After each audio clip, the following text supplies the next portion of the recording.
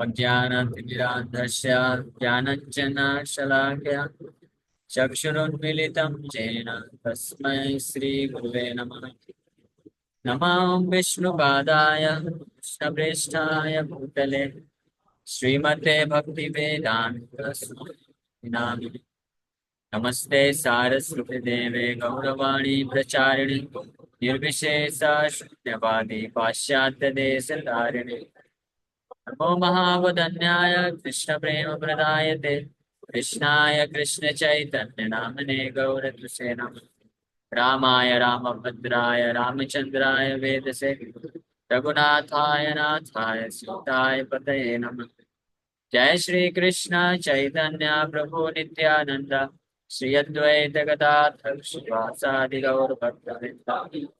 हरे कृष्णा कृष्णा कृष्णा हरे हरे हरे राम राम राम हरे हरे। हरे कृष्णा। तो आप सभी भक्तों का हार्दिक स्वागत है आज के राम कथा में। तो हम लोग चर्चा कर रहे हैं श्री वाल्मीकि रामायण, गौर कथा कर रहे हैं। राम कथा आज किया नहीं, इसलिए राम कथा का याद करा। ओके ठीक है। गौर कथा कर रहे हैं हम लोग। श्री चैतन्य महाप्रभु का प्राकट्य होने वाला है। गौर पूर्णिमा आ रही है 14 मार्च को। और हम लोग मध्य आदि खंड second chapter appearance of Lord Chaitanya Mahaprabhu चर्चा कर रहे हैं। अभी तक चर्चा की है कैसे है। न बखाने जुग धर्म कृष्ण कीर्तन दोष बिना गुण कारो न कार्य करता। ये श्री चैतन्य महाप्रभु के प्रकट होने के पूर्व नवदीप में ऐसी स्थिति है कि लोग इतने ऐश्वर्य में हैं कि ऐश्वर्य में रहने के कारण लोग भगवान कृष्ण का कीर्तन नहीं कर रहे हैं। उसके अहंकार में आने के कारण केवल धर्म का पालन भौतिक ऐश्वर्य इंद्र तृप्ति के लिए ही कर रहे हैं। इस प्रकार से स्थिति उत्पन्न हो चुकी है।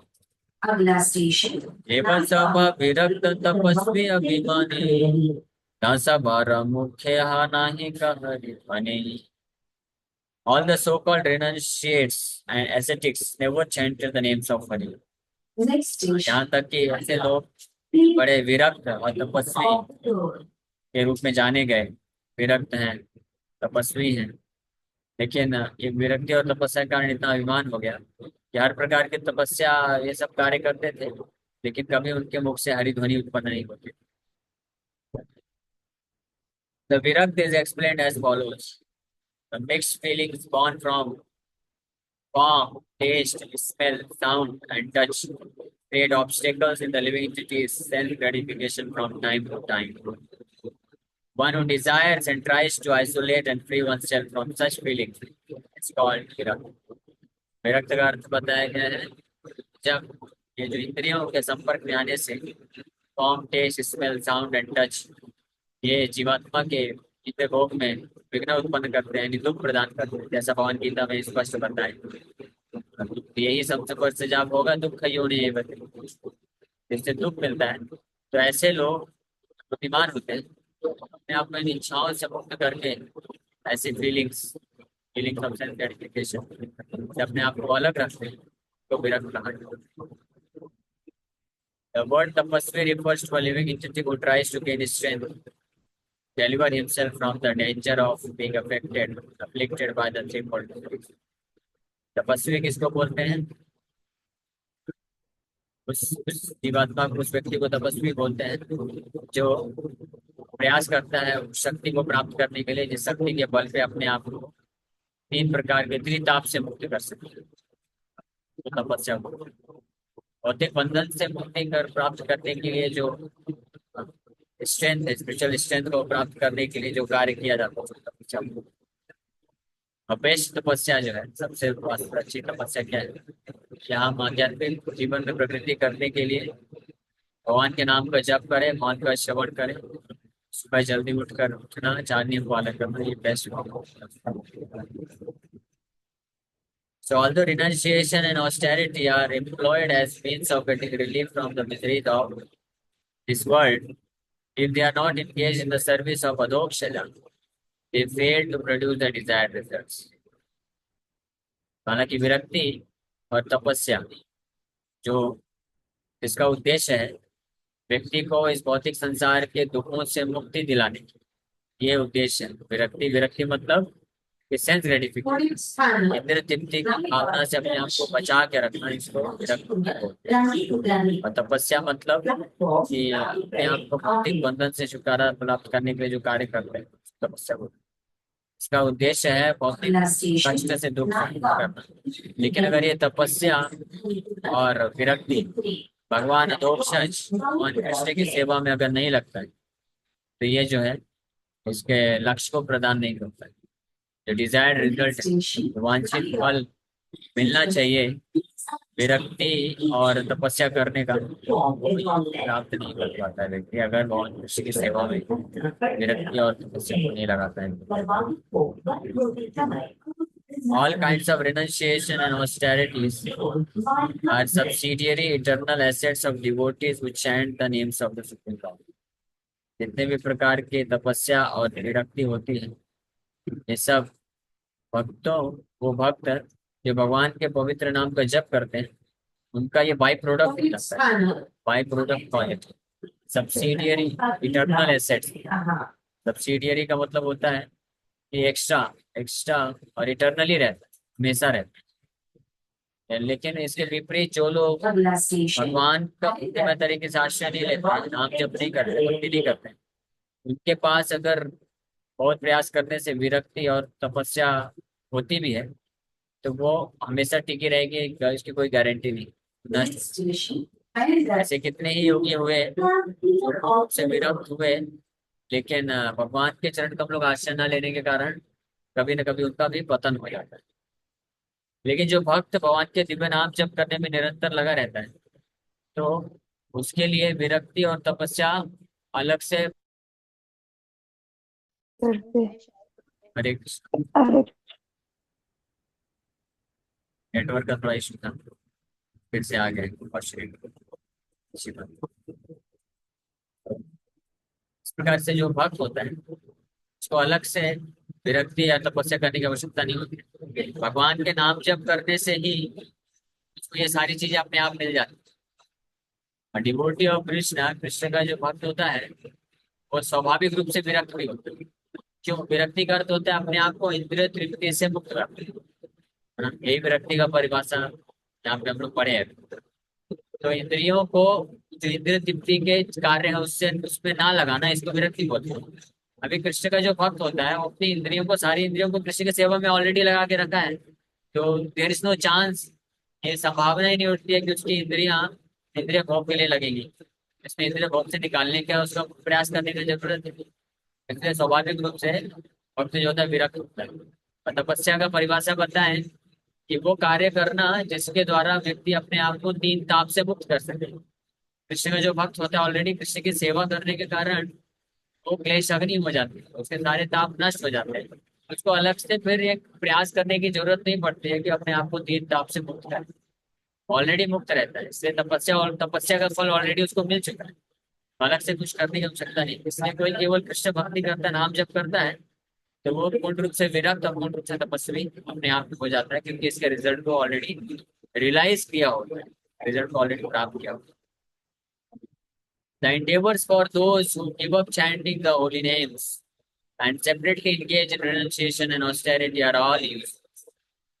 वहीं इसके विपरीत ऐसे लोग जो भगवान के नाम का जप नहीं करते हैं, उनके द्वारा कितना भी प्रयास किया जाए अपने आप को विरक्त करने का, तपस्या करने का, वो हमेशा व्यर्थ निकल जाता है, क्योंकि वो कर नहीं सकते। विरक्ति मतलब इंद्रियों को इंद्रिय भोग से छुटकारा दिलाना, क्योंकि उससे दुख मिलता है। तो जो कृष्ण नाम जप नहीं करते यानी भक्त नहीं होते हैं, यानी जिनकी इंद्रियां कृष्ण में नहीं लगी, तो वो आर्टिफिशियली अगर अपनी इंद्रियों को दमन करने का प्रयास करते भी हैं तो ज्यादा समय तक वो नहीं टिक पाते हैं, वापस से इंद्रियां जो है उनको फंसा देते हैं। इसलिए the endeavors of those who give up chanting and separately engage in renunciation and austerity are all useless. The communities of renunciation, जो ऐसे लोग होते हैं renunciates and ascetics aim for material enjoyment and are thus deprived of the wealth of useless service to the lotus feet of Krishna. तो ऐसे लोग भगवान हरि के चरण कमलों का आश्रय नहीं लेते हैं, बाहरी रूप से विरक्त और तपस्या का प्रयास करते हैं, लेकिन वास्तव में उनके लिए कभी भी भौतिक भोग करने की इच्छा होती है। इसलिए कभी भी वो भगवान के चरण कमलों की भक्ति को भी धन। Such people cannot expect any success from their laborious practices. Before the advent of Mahaprabhu, the renunciates and ascetics were bereft of devotion to Krishna. It is stated in Narad Pancharath.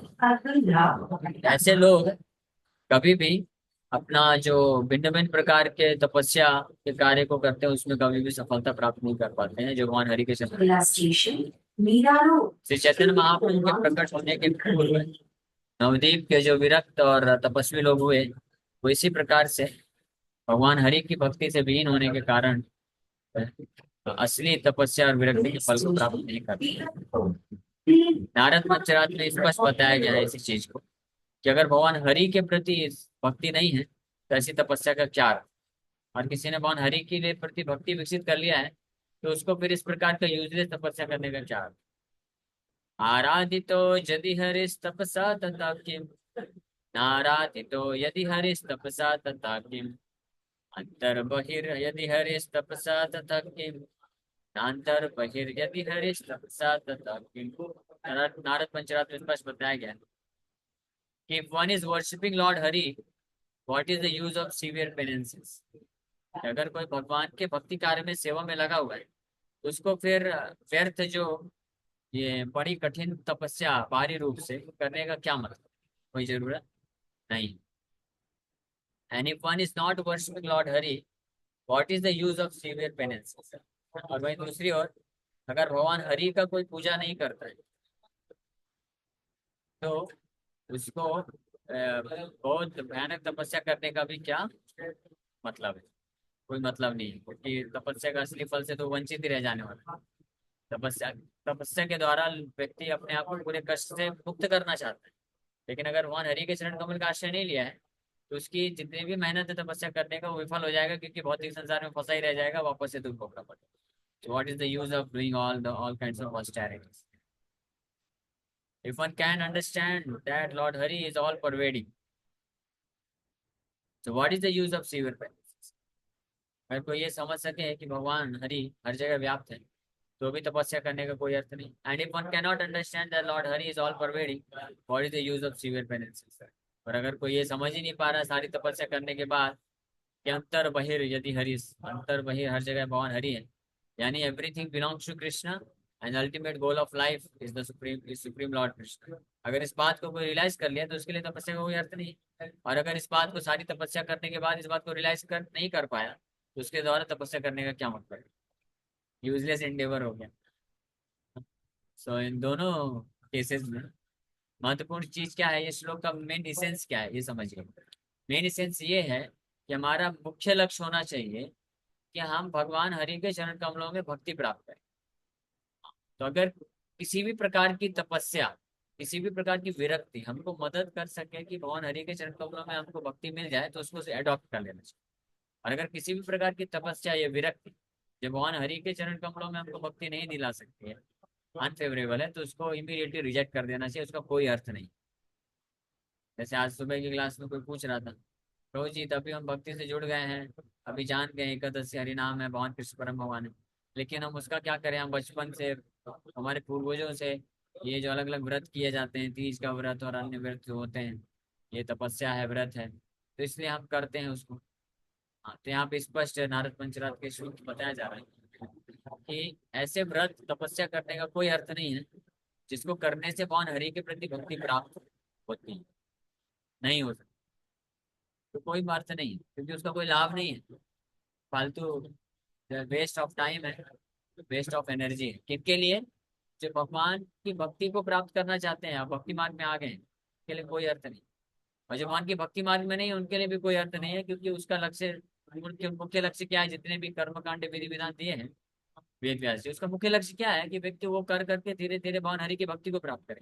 लेकिन अगर कोई वहीं पे अटक जाता है, उसको बस रिचुअल की तरह करते रह जाता है, उसके उद्देश्य को अगर नहीं समझता तो भी फिर करने का कोई अर्थ नहीं, क्योंकि उद्देश्य तो प्राप्त कर ही नहीं रहा है।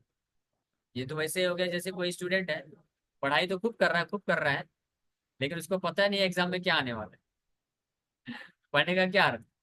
और अगर किसी ने जैसे एग्जाम में क्या आने वाला है उसको अच्छे से तैयार कर लिया है, या एग्जाम दे दिया है, उसको अच्छा रैंक मार्क्स आ चुका है, तो उसको फिर पढ़ाई करने का क्या? दोनों ही केस में उसको कोई मतलब नहीं। ये बहुत गहरा श्लोक है। हमने प्रयास किया थोड़ा सार रूप में समझाने का। इसको विचार आप गहराई से करेंगे तो समझ में आएगा कि एसेंस यही है, सार यही है कि ऐसी तपस्या, ऐसी विरक्ति, या ऐसा कर्मकांड, या ऐसा धर्म, ऐसा आचरण, कुछ भी बोल लीजिए, जो भी हम ऐसा कर्तव्य भौतिक हो या सो कॉल्ड स्पिरिचुअल ड्यूटी भी, ऐसा कोई भी कार्य है जो हमको भगवान हरि की भक्ति में, शुद्ध भक्ति मार्ग में बढ़ने में अगर मददगार नहीं है, तो वो जस्ट यूजलेस है, उसका कोई अर्थ नहीं है। In the Srimad Bhagavatam, Lord Krishna tells Uddhava, being neither very disgusted with nor attached to material life, one should achieve perfection through the path of loving devotion to me। ये भगवान बड़े स्पष्ट बताते हैं कि व्यक्ति को भौतिक जीवन से ना तो बहुत ज्यादा, ना तो आसक्त होना चाहिए, ना तो क्या होना चाहिए, विरक्त होना चाहिए। दोनों ही खतरनाक है। One should achieve perfection through the path of loving devotion to me. करना क्या चाहिए? मेरे चरण कमलों की भक्ति करते हुए सिद्धि को प्राप्त करने का प्रयास करना चाहिए। आसक्ति और विरक्ति दोनों से कुछ फायदा नहीं होने वाला, दोनों से सिद्धि नहीं मिलने वाली अगर भगवान हरि के चरण कमलों का कोई भक्ति नहीं किया, सेवा नहीं किया। ये भागवत में भी इसका प्रमाण मिल रहा है, जो यहाँ पे नारद पंचरात्र इस श्लोक में बताया जाता है। And the cultivation of knowledge and renunciation is generally not the means of achieving the highest perfection within us। ज्ञान अर्जन करना और विरक्ति जो है, कभी भी जो परम सिद्धि है इस संसार में प्राप्त करने का कभी भी रास्ता नहीं दिखा सकता है। ठीक है, तो ये स्थिति चल रही है भगवान चैतन्य महाप्रभु के प्रकट होने के पूर्व। नवद्वीप में ये स्थिति बनी हुई है, लेकिन भगवान प्रकट होकर के जब हरिनाम संकीर्तन को इंट्रोड्यूस करते हैं, तो धीरे धीरे ये लोग भक्ति भाव को प्राप्त करते हैं। शिक्षा देने पे विराम करते हैं। किसी का कोई प्रश्न है क्या?